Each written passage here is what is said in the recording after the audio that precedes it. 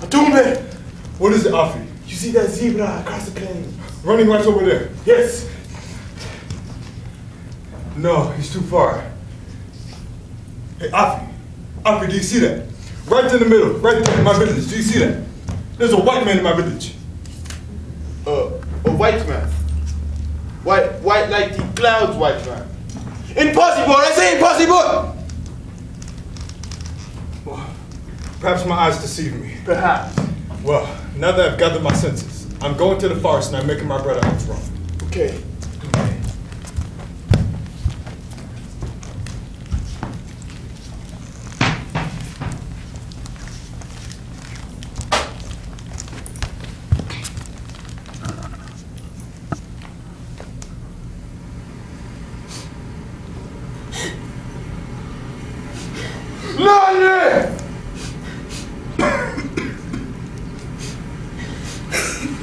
Imagine the condition.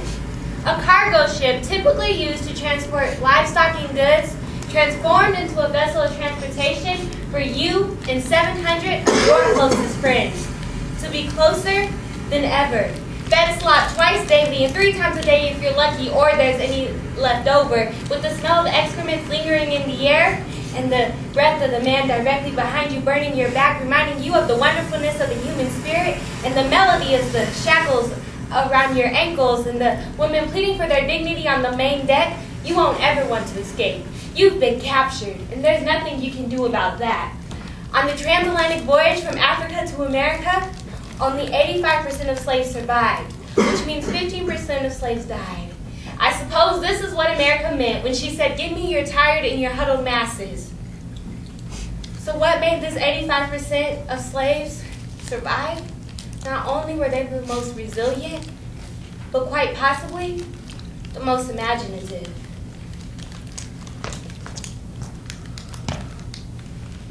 My daddy was a storyteller. He told me stories of great lands I'd never even heard of.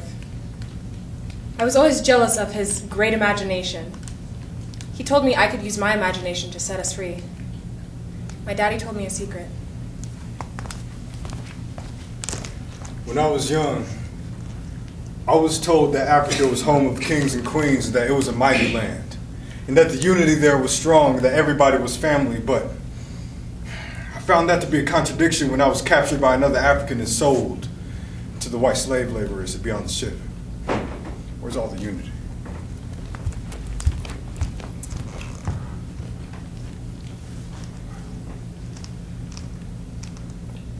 Her village is straight ahead. 1 foot in front of the other. Good day, sir.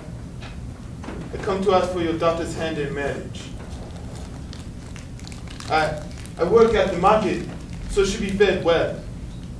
And I live right up the road, and she can come and go as she pleases.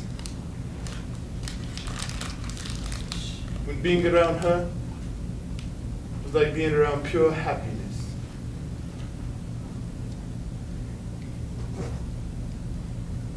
She gave me this. These symbols mean God is always with you. Nandi was her name.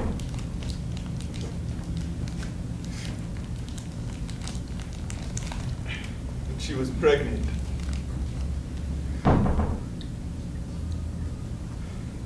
With the beba.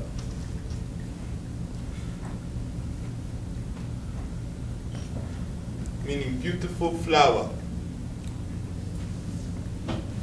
And if she would have looked anything like her mother, she would have been the most beautiful flower that ever lived.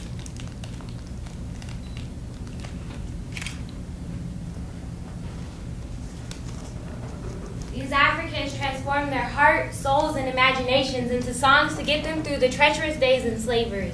I'm gonna tell God all of my troubles when I get home.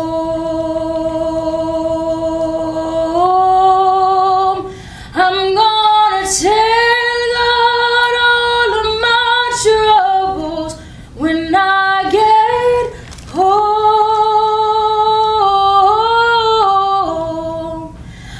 gonna tell him about my trials, all my heartaches, my self-denials.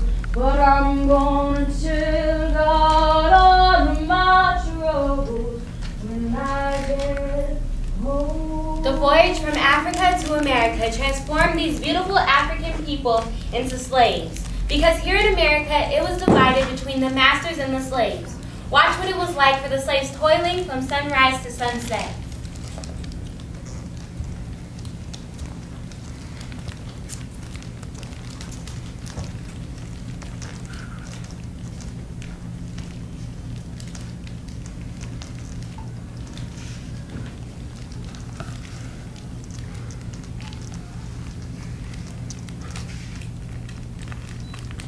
The slaves continued to use their imagination.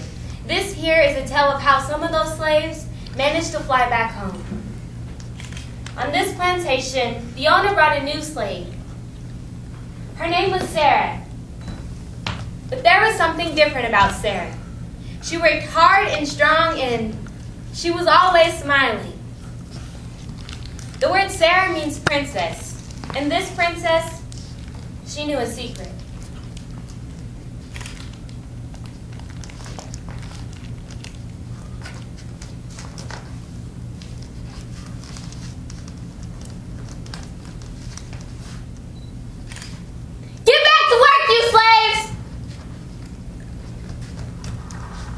That night, it was darker than ever. The only light was the light of the little slave girl, Sarah. The other slaves gathered around her.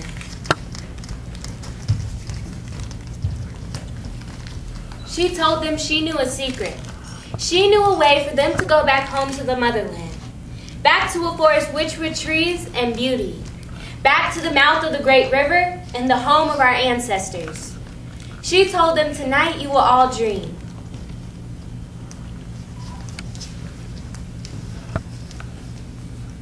That night, they all did dream.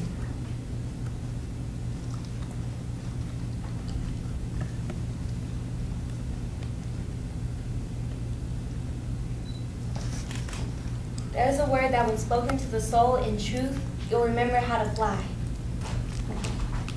Fly? Go where? How do we know where to go? Your heart will know. Trust that.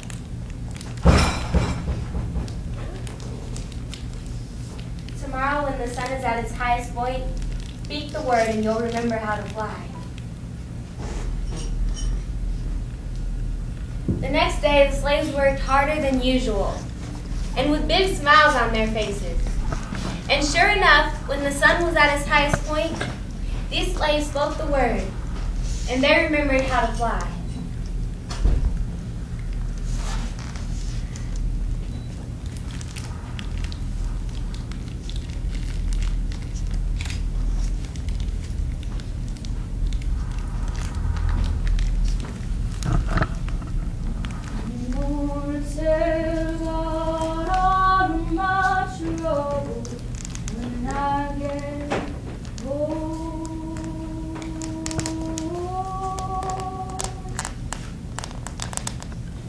The only one left was the little slave girl, Sarah.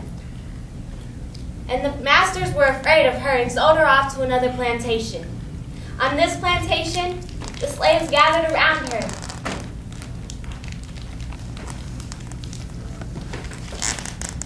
I know a secret.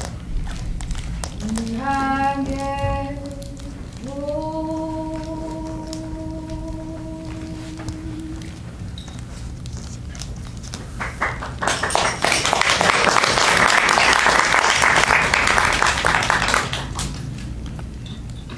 Yes, sir, I'm feeding Master's chickens, gonna feed his chickens today. Feeding Mr. Master's chickens, gonna keep those whippings away.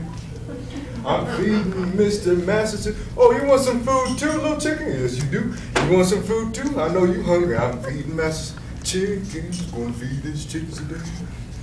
Feeding old Master's chickens. Hey, what's the rush, man? What you got in your hand? It's a newspaper. Sarah got out the big house for me. Well, hell, I don't even know what a newspaper is, but if it comes from Master's house, you know it's got to be important. Yeah, it's talking about down south. They said there's a slave trade going on in Mexico. All right, first of all, I don't even know what Mexico is. Second of all, where'd you learn to read?